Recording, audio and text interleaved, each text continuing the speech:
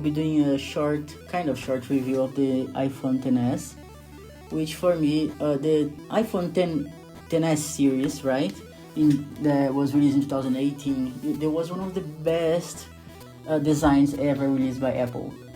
And for me, at the moment, it's one of the best phones for you to buy from Apple for a cheap price if you want a budget iPhone. That's actually much better than other budget iPhones like the iPhone SE 2020. I mean, that phone is okay, but it's nothing like compared to this. I only paid $150 for this phone, and it still has an 84% battery, right? It's in mint condition apart from the screen that was replaced, but the screen works Face ID and everything, so it's a first line screen, right? So it's not a cheap, horrible screen. But for the price, I can't complain. You can even find it cheaper maybe, if you're lucky. But here where I live, I paid $150, the equivalent of $150, which for me, for this price, there's no better iPhone or Android that you can buy that will give you a better package. And you have everything on this phone. The first thing you can see right now is how fast the phone is. You see how smooth everything is. And it's only 60 Hz, but Apple optimization and the quality and the processor, everything just comes together, to give you a smooth experience.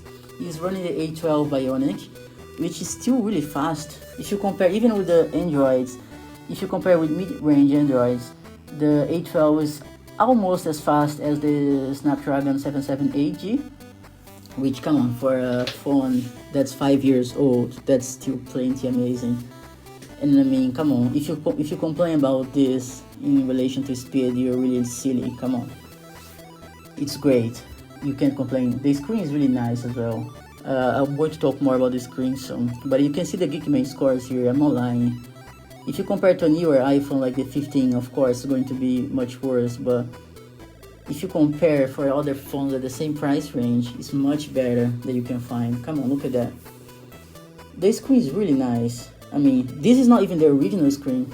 The original screen is slightly better, especially on the borders. It doesn't have thick borders like this, but the screen is nice. You can't complain. It's OLED and it's Full HD.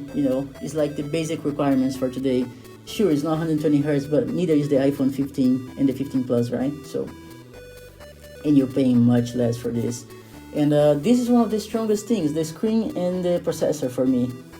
Look at this. You're watching just a movie on a phone that costs you $150, and look at the quality. The sound is pretty good as well. I'm not going to play here this because otherwise I'll get copyright infringement, and I'm not a big YouTuber or anything, so it's better not just to post. But I'm going to talk more about the camera, which for me is one of the strongest points of this phone, as long as you don't go in when the light is too low.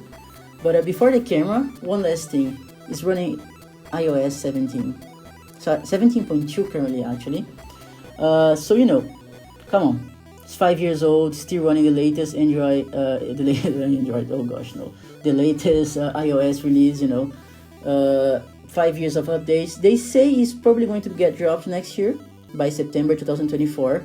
So you have another year of updates. But who knows? Maybe Apple feels charitable and they give us one extra year. Who knows? Which is amazing for a phone at this price. But look at the quality of this camera. On the camera, you have all the basic things the flagships have today, apart from the cinematic mode or the low light portrait or the night mode. But apart from that, you have 4K 60 video. You have portrait mode, a 2x camera, optical camera, which actually not even the iPhone 15 and 15 Plus have. No optical cameras there. You have slow motion Full HD, which you still have the same specifications for slow motion even today on the iPhone 15. Time lapse, all the basic things. Look at that picture. I took it on low light at night on a $150 iPhone. You see, that's a low light portrait. It's far from perfect. You have some noise, but come on. Look at the HDR. It was the first phone to release smart HDR from Apple. And as you can see, it still holds up really well. And actually, some people are not going to agree with me, but I actually prefer the processing that Apple had with the earlier iPhones, with the first smart HDR editions, because it's less aggressive, it's less artificial. You see, you don't get much of the artificial sharpening you have on the iPhone, the over sharpening. If you get an iPhone 13, 14, you see too much sharpening. But not on the earlier versions of the HDR, it looks way more natural. It has some downsides, of course, like the low light performance, but it's still pretty good, especially in daylight. Look at that, that's a low light portrait. I bet you if I showed you some people these pictures, they wouldn't know it was taken on the $150 iPhone. Look at this, 2x camera. You see those pictures? Come on, can you guess it was taken with a $150 iPhone? Look at that picture.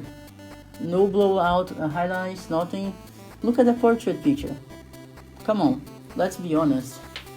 If you showed people two pictures, one of the 15 and one of the 10s, some people wouldn't know which one is which without telling. And I think people just don't want to think about that.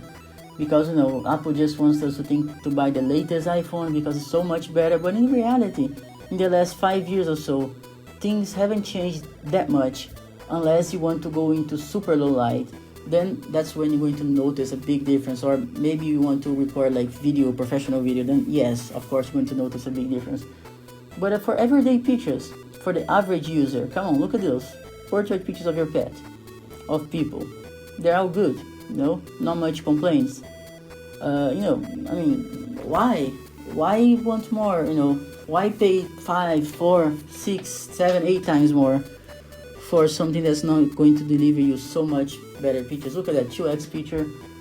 You only get good pictures here. Not great, not amazing, but very good. No complaints. For the $150, up to $250, you won't get many better phones that do that. Sure, you have the Pixel line, but the Pixel line, I don't actually like the portrait mode of their phones. It's so much artificial, they exaggerate too much on the bokeh. It just looks, horrible. It's too much AI involved, which I actually don't like. Apple does much better portrait photos, even on the older models. It's much more realistic, let's just say, the blur. Look at that, I took this in lower light. And you have some apps as well that you can help to, there's an app that you can use for night mode on your iPhone XS that actually fixes some of the issues of the camera. So it's like, is it really worth paying that much more, for a phone that's not that much better?